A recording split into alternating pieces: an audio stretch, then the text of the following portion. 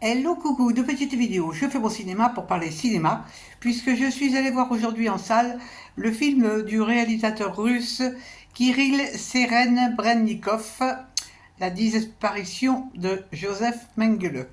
Alors je vous débriefe très vite fait l'histoire. Joseph Mengele, qui était médecin-chef à Auschwitz, de mémoire, s'est enfui après la guerre, avec quelques complicités. Et donc il s'est enfui, entre autres, en Amérique du Sud, où il est allé au Brésil, au Paraguay, en Argentine, enfin il s'est un peu baladé, hein. Et donc on va assister à la vie de cet homme qui va se cacher sous différentes identités. Il est soutenu toujours financièrement et puis moralement par un groupe de nazis. Ben oui, c'est pas parce que la guerre s'est arrêtée qu'il n'y avait plus de nazis. Et donc, ben, il vit sa vie assez bêtement d'ailleurs. Donc, on assiste pendant la durée du film à la vie qu'il a. Il fait des rencontres. Bon, il se cache évidemment. Alors, il a été marié. Il a un fils. Son fils va venir le voir en loose day. Et son fils va essayer de connaître la vérité. Mais Mengele, il fait partie de ces gens qui étaient...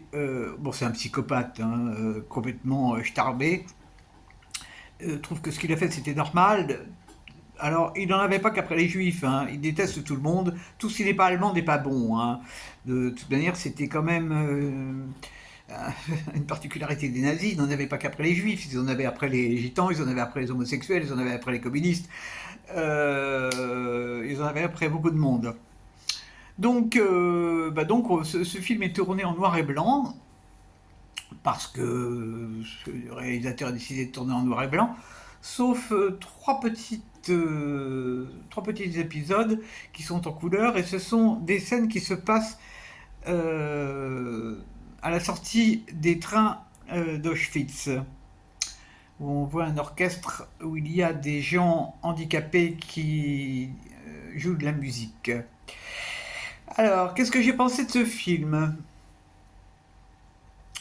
Je suis ressorti du film extrêmement mal à l'aise. Mais vraiment très très mal à l'aise. Pourquoi je ne sais pas, je n'ai pas encore réussi à identifier pourquoi j'étais mal à l'aise.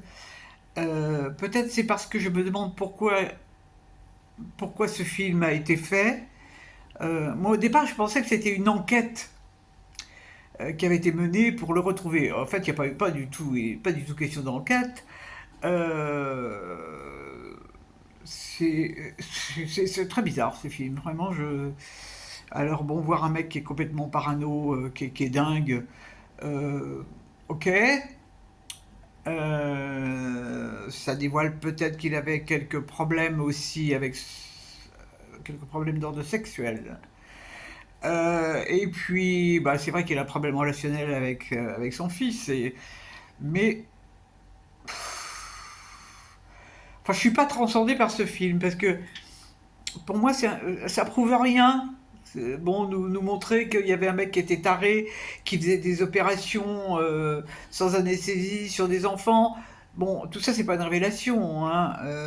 On sait que pendant la guerre, les nazis ont été particulièrement pleins d'idées pour faire du mal aux gens. Donc, je sais pas d'où vient ce sentiment de malaise. Je comprends pas. J'ai même pas envie de dire que c'est bien joué parce que c'est non, je, je sais pas, je sais pas à quoi sert ce film. Je comprends pas. C'est tout ce que je peux en dire. C'est vraiment tout ce que je peux en dire. Et alors, en rentrant, je pensais à une chose. Il y a quelques années, moi, j'ai décidé de faire un pèlerinage à Auschwitz. Et j'y suis allé. C'était à cette période de l'année d'ailleurs. Et c'est une journée que je n'oublierai jamais. Parce que c'est étonnant d'aller à Auschwitz-Birkenau. Je faisais partie d'un groupe et j'ai été très, comment dire, bon, j'ai été très ému, et puis je ne réalisais pas que là où je marchais, il y avait des millions de personnes qui étaient mortes. C'est très dur. J'ai été étonné. Alors Birkenau, c'est immense.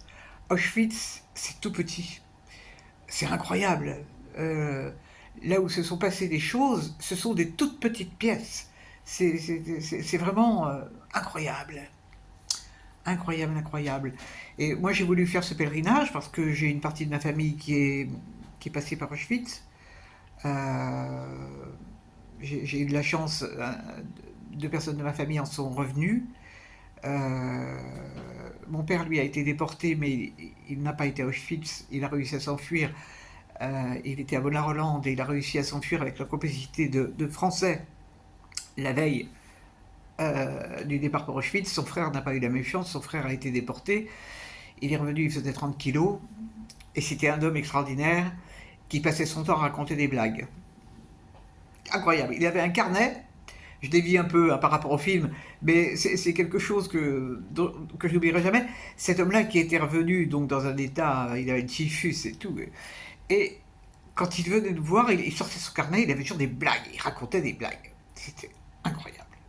Il ne parlait jamais, il n'a jamais, jamais parlé de sa déportation.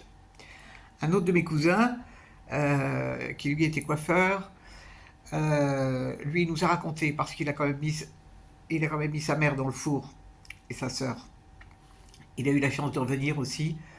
Pareil, c'était un homme extrêmement gai, qui était vraiment sympathique comme tout. Voilà. Bon, donc c'est vrai que j'ai peut-être eu tort d'aller voir ce film. C'est peut-être du masochisme, je sais pas. Non, je crois pas. Non, le cinéma m'intéresse, donc je ne fais pas de censure sur les films que je vais voir. Mais celui-là, bah, franchement, ça m'apporte pas grand-chose. Alors je ne sais pas si vous l'avez vu, si vous l'avez apprécié. Vos avis sont les bienvenus. Bon, comme je crois l'avoir déjà dit, il n'y a qu'une seule chose, une scène que j'ai trouvée intéressante dans le film, c'est la scène où il est avec son fils. Et où son fils essaye de lui faire dire la vérité. Et jamais il ne dit la vérité. Jamais, jamais, jamais. Il dit, je n'étais pas le seul. Youpi. Voilà, voilà. Bon, demain ça va être plus gai parce que demain j'avais un atelier philo à la Bastille, donc ça va être différent. Ça va être complètement différent. Et puis mercredi, il y a des films qui sortent, donc on verra. Voilà, voilà. Et ben, j'espère que vous êtes tous en pleine forme. Et donc, bah, ce film s'appelle La disparition de Joseph Mengele. Je vous dis salut, salut, à la prochaine pour parler de cinéma ou plus rigolo.